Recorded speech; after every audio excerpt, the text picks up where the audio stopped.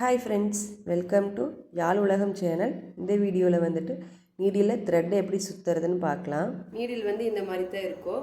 நான் வந்து beads needle எடுத்திருக்கேன். நீடில் வந்து ரொம்ப தின்னாக இருக்குது.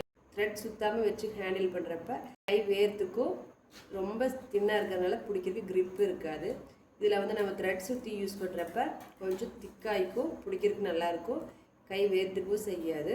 அதனால் இந்த நீடில் வந்து எப்படி த்ரெட் சுற்றுறதுங்கிறது இந்த வீடியோவில் பார்க்கலாம். நீடில் எடுத்துக்கோங்க. இது வந்து நார்மல் ஸ்விங் த்ரெட்டு தான்.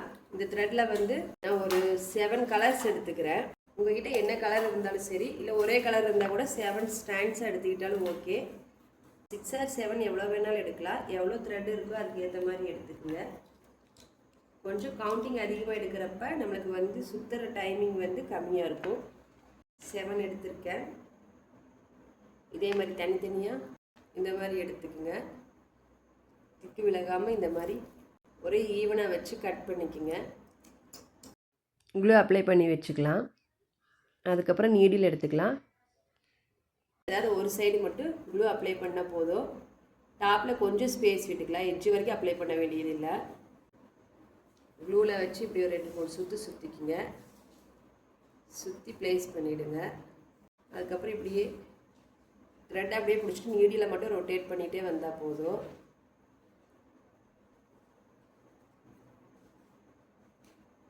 த்ரெட் அப்படியே தான் இருக்குது. கொஞ்சம் இழுத்து கொடுத்துருக்கேன். நீடியில் மட்டும் அப்படியே ரொட்டேட் பண்ணுறேன். இப்போ மேலேருந்து கீழே வரைக்கும் த்ரெட்டை சுற்றியாச்சு. இதே மாதிரி எகைன் க்ளூ அப்ளை பண்ணி கீழேருந்து மறுபடியும் எகைன் மேலே வரைக்கும் ஒரு தடவை சுற்ற போகிறேன்.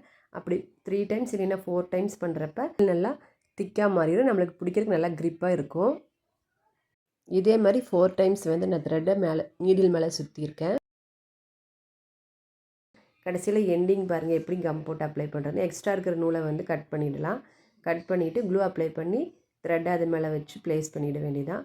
ஒரு 15 மினிட்ஸ் காய விட்டால் நம்மளுக்கு வந்து நீடில் ரெடி ஆயிரும். இந்த வீடியோ உங்களுக்கு யூஸ்ஃபுல்லாக இருக்குதுன்னு தோணுச்சுன்னா லைக் அண்ட் சப்ஸ்கிரைப் பண்ணுங்கள். தேங்க்ஸ் ஃபார் வாட்சிங்.